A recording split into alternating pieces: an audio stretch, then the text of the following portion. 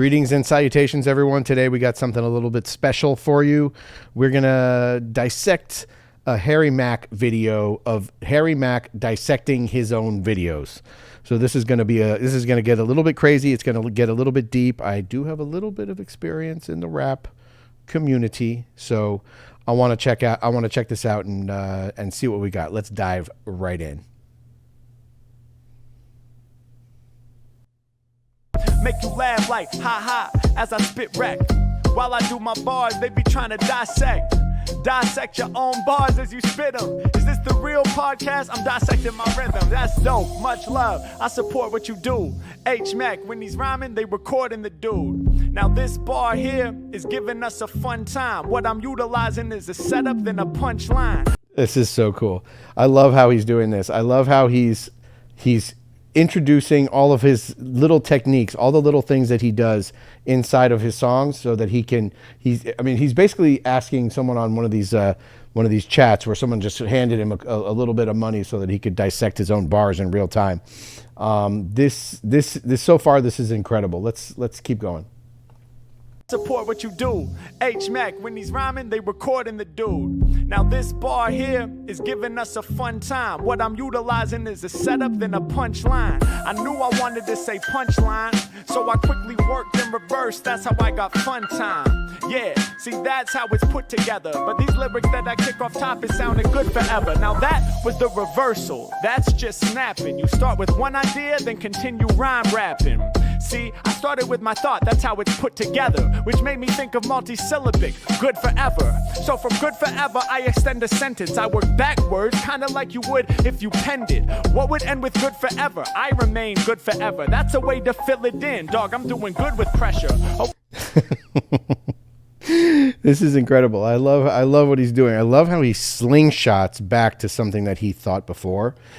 This is an incredible way to do this. This is the kind of thing that you would literally have to sit down and think about for hours and hours and hours in order to get this done. But the fact that he's doing this right on the fly, that he's using themes in order to showcase what he's doing, and it's totally incredible.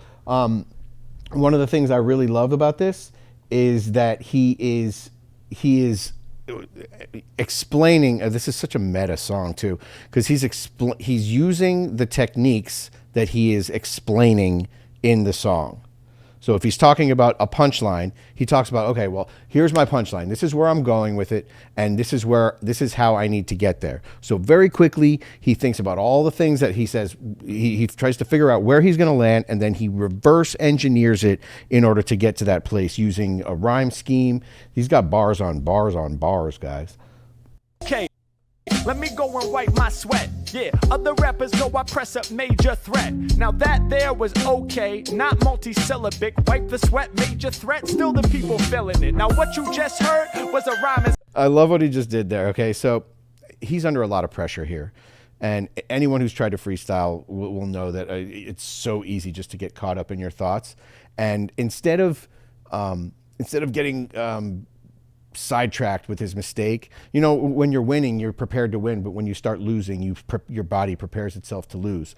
And instead of following that rabbit hole of like, man, I just fudged a line, or man, I just said a line that's really not that interesting, he puts it right out on the table and he says, you know what, everyone, that wasn't the best, okay, but here it is. Like, let's reset, let's go back, and we'll continue to crush it. I love this little thing that he has wiping his sweat, because it's clear that he's under pressure, but instead of letting it get under his skin and under his head, he's using that to propel the next line.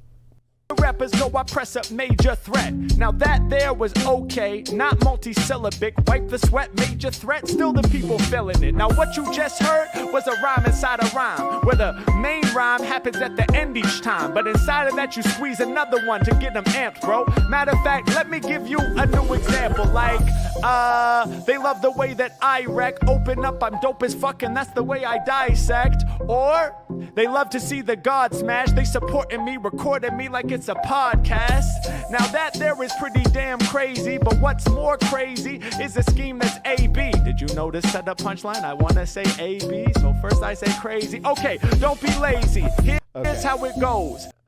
All right, this is a really cool thing that he's doing, okay? Because, all right, so anyone who knows anything about poetry or rhyme is they know there's certain structure to it. There's A B, A B B, A B A B, A B A A, A B B A B. Like there's all kinds of different schemes. You know, this is how Shakespeare did it. You know, like iambic pentameters, certain ways that you can scheme rhymes. And it's clear that this guy has an educated view on the way that poetry and lyrics are written. He's not just shooting from the hip necessarily. He's got a scheme going on. There's a scheme, and I love the way when he tries to he knows where he wants to land, and like I said, he reverse engineers the whole entire thing so that he can land right where he needs to go.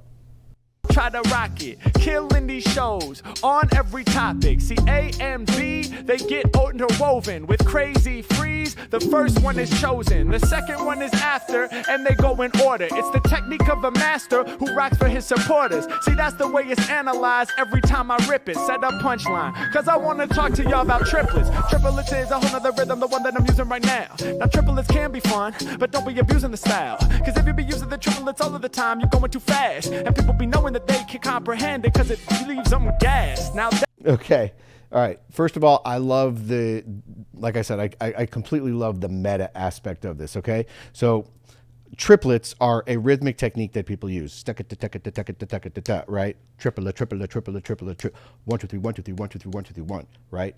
Okay. This is very, very, very hard to do fast. If you're a drummer, you can go like that. But if you're trying to attach words to every beat, that is a very, very hard thing to do, even if you're writing this thing ahead of time. So basically, what he's trying to do is explain how the triplet is used in the song. And he's talking about that basically in this completely meta style where he's just shoving it right out there. He's saying, all right, guys, I'm going to use triplets. Check this out. And of course, the one thing that is really, really annoying about triplets is when somebody overuses them, and he puts that right out on the table there too. Extremely skilled freestyle rapper. a master who rocks for his supporters. See, that's the way it's analyzed every time I rip it. Set up punchline, cause I wanna talk to y'all about triplets. Triplets is a whole nother rhythm, the one that I'm using right now. Now triplets can be fun, but don't be abusing the style. Cause if you be using the triplets all of the time, you're going too fast. And people be knowing that they can comprehend it, cause it leaves them gas. Now that there was a slight mistake. I had to recover and not skirt on the brakes. So what we using there is a technique called commitment. Cause even if you fall out of pocket, just keep spitting. What? I love that little thing that he did at the end. Okay, so he doesn't get obsessed with his little mistakes. Okay, because I mean, if you think about it, look, because there was one thing that he did in there right at the beginning where he said, "Oh, well, that wasn't really the most poignant thing I could have said, but people are digging it anyway." Right? So his standard of value when it comes to something, when it comes to one of these raps, is so much greater than what your average audience is used to.